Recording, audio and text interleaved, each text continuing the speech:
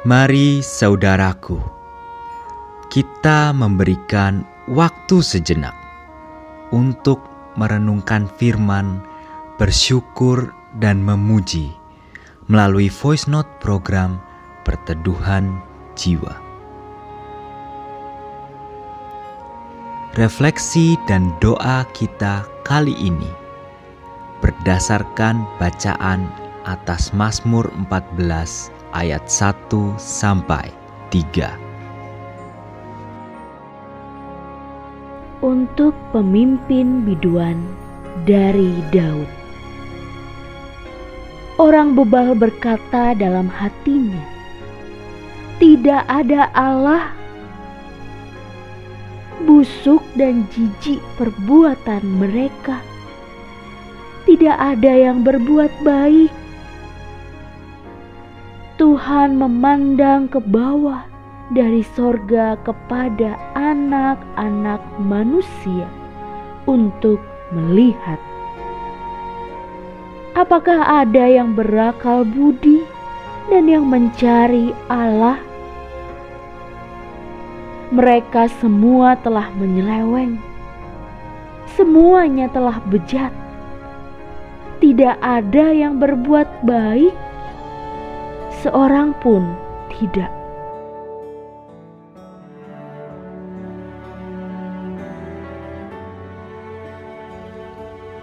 Sampai sekarang ini, aku tidak dapat mengerti mengapa ada orang yang begitu rajin untuk beribadah, namun tindakan dan perbuatannya justru dipenuhi dengan kejahatan.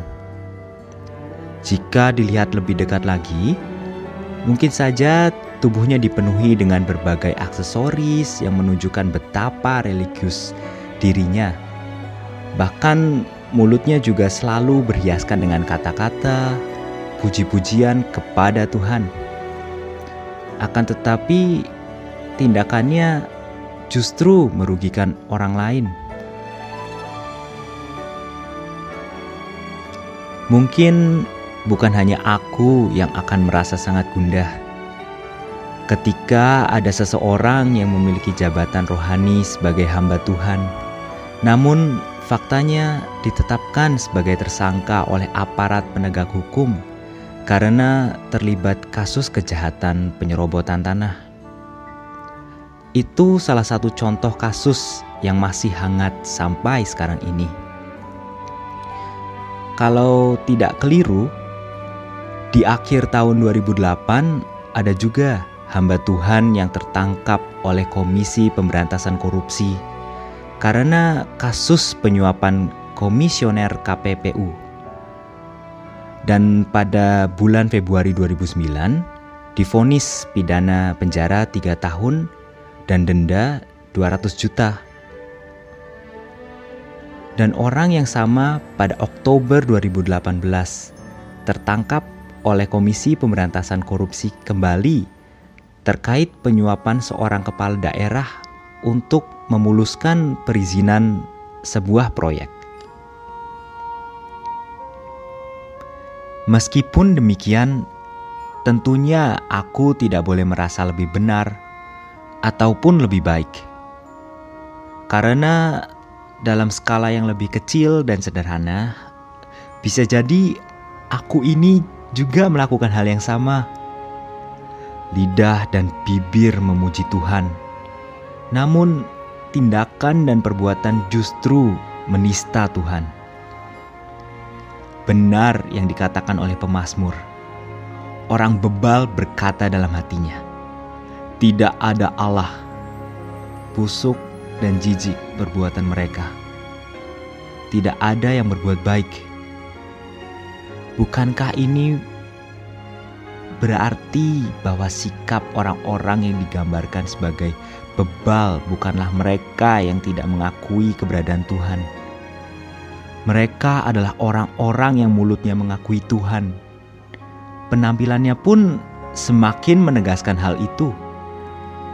Akan tetapi perbuatan dan tindakan mereka sama sekali tidak menunjukkan sikap sebagai orang yang percaya bahwa Tuhan itu ada.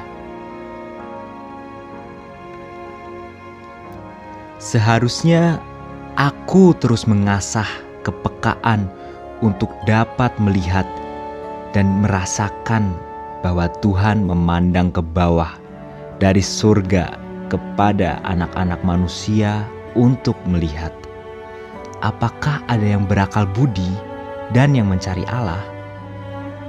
Dengan demikian, aku akan dapat menjaga pemikiran, perkataan, dan perbuatan sehingga terus dapat memuliakan nama Tuhan kapanpun dan dimanapun.